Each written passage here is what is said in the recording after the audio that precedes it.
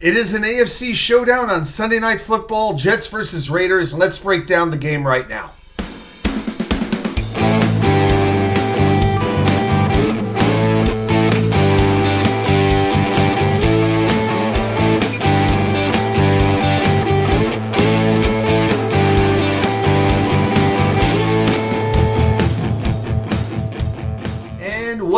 Well, welcome back to New York Sports WickerMedia. I'm Wah2K99. Thank you, as always, for taking the time to watch these videos. Let's get right into this Jets versus Raiders. Jets come in at 4-4. Raiders come in at 4-5. Raiders coming off a 30-6 blasting of the New York Giants at home under their new head coach, Antoniopierce, or interim coach, and their rookie quarterback, Aiden O'Connell, who is playing just his second career game as a starter. Basically, with the Raiders, they are a subpar team with one big star on either side of the ball. maxxcrosby on defense and davanteadams on offense. But the Raiders, they got some confidence going. They're feeling themselves up. They're smoking victory cigars in the locker room. I'm sure that it's only cigars in there, but who knows. But let's get into this matchup just a little bit deeper. Let's break down the matchups. Let's break down the key players. Let's get to know the Raiders a little bit better, shall we? So the defense, it starts and ends with maxxcrosby. Crosby is probably the premier pass rusher in the NFL. He has the most pressures generated in the league this year with 53. He's tied for second in the NFL with 9.5 sacks. Only Danielle Hunter of Minnesota has more with 10, and the two of them are also tied with 13 tackles for a loss. That's the most in the NFL. And Crosby, this is important, Crosby has missed just 2 snaps this year, but he's been limited in practice this week with a knee injury. So it'll be important to watch him to see, how explosive he is, see if that knee is bothering him. Now, the Raiders also drafted defensive end tyreewilson with their first-round pick this year from Texas Tech. He had his first sack on Sunday. Raiders, as a team, had 8 sacks total against the Giants.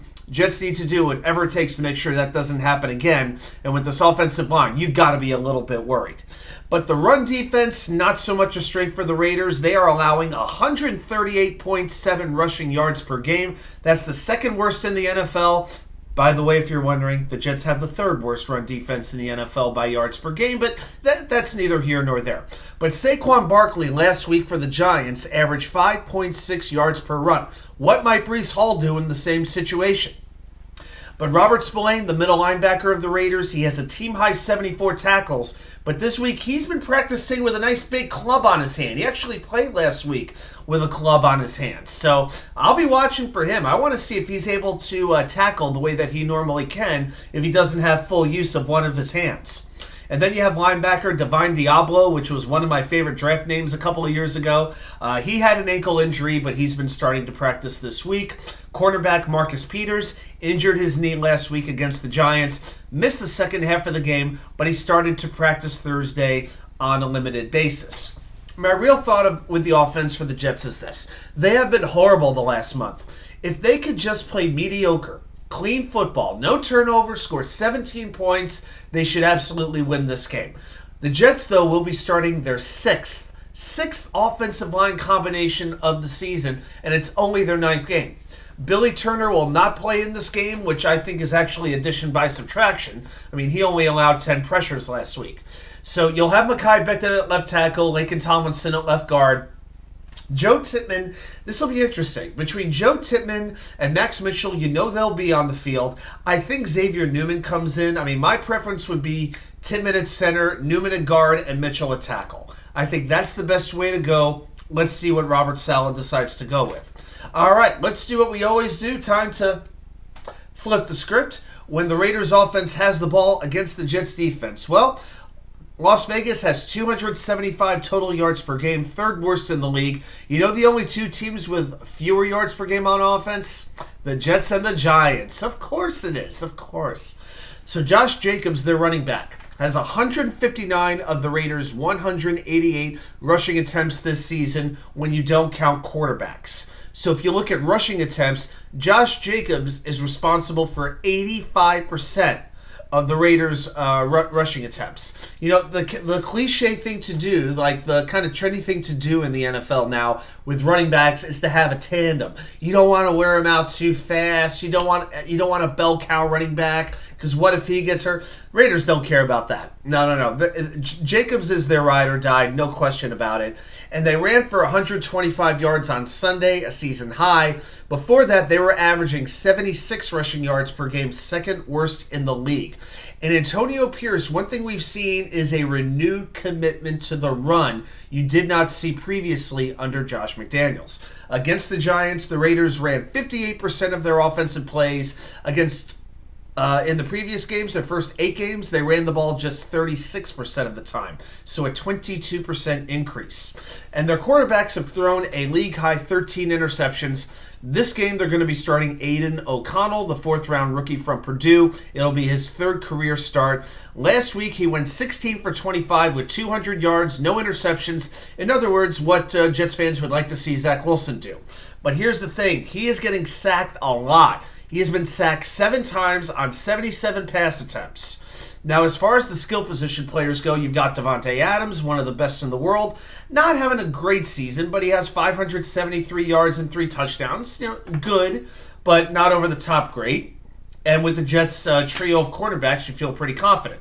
Jakobimeyers came over from New England. 40 catches this year, 5 touchdowns. Tight end michaelmayer from Notre Dame, the rookie. He has 13 catches on just 19 targets. I think he has been terribly underutilized in their offense. Jets had a whole lot of interest in drafting him this past year. They ultimately went with Will McDonald, the pass rusher. Offensive line for the Raiders. This is interesting. They don't have a lot of big names on it, but Koltonmiller, very, very, very good left tackle, frequently regarded as their best offensive line, will not play this game. He has a shoulder injury. He did not practice. On Friday, he was declared out. This is going to be big because if you look at the 4 left players on the offensive line, everybody except right tackle, it's all been the same. Koltonmiller, Dylan Parham, Andre James, and our old Fed Greg Van Roten or Greg Van Rotten. None of them had missed a game on the offensive line this year. Must be a nice feeling, right? So now the Raiders are going to start, it looks like a Jermaine Elamuner. I may be butchering that name, but he was going to be the right tackle. Now he goes in at left tackle, and the Raiders would be putting in a guy named Thayer Mumford in at right tackle. I believe he's a rookie as well. But Mumford has a bad neck. So then if he can't play, you need to go another level down, which would be Justin Herron, a 6th-round pick in 2020 by the Patriots. So the bottom line, the Raiders are going to be very weak at the tackle position. There is no excuse for the Jets' pass rush on the outside to not feast. JermaineJohnson, brycehuff, johnfranklinmyers, even Carl Lawson might get in this game and get some action. It could really, really happen. So I think the Raiders on offense will run Josh Jacobs into the ground. A perfect scenario for them is, the offense goes nowhere. The Jets' offense goes nowhere. The Jets have to punt. The Raiders get short fields, and they can run Josh Jacobs to get just enough yards to get some field goal attempts from Danielcarlson. They build up an early lead, and Zach Wilson needs to throw the ball, and he makes mistakes. I think that's an ideal script for the Raiders' offense. So that's my thoughts as far as that goes. A couple other notes on this game. You have to wonder about the mental high the Raiders are on from winning that game with Antoniopierce as their new coach. He was coaching at home against his old team. That does mean something. I'm just still a little bit perturbed that they're smoking cigars in the locker room after the game, like they're freaking Red Auerbach from the Celtics back in the 1960s.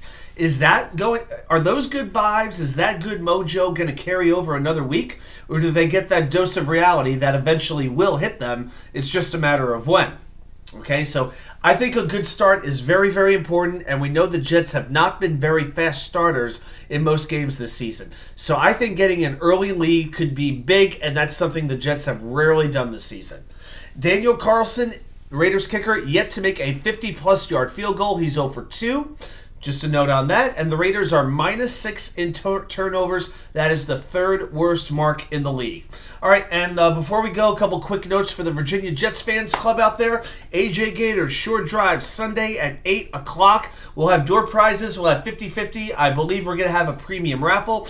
and start getting ready for the Toys for Tots drive. We're going to be donating toys just like we have the last couple of years. So start to think about getting an unwrapped toy to donate. Really excited. And right around Christmas, we'll be doing a white elephant gift exchange. Fireball is always welcome, but if you got another idea, bring that gift with you as well. Just let us know that you want to participate in the white elephant. All right, that's all I got. Thanks everybody for watching, and I'll see you right back here with more content from you know where, the Wicker Chair.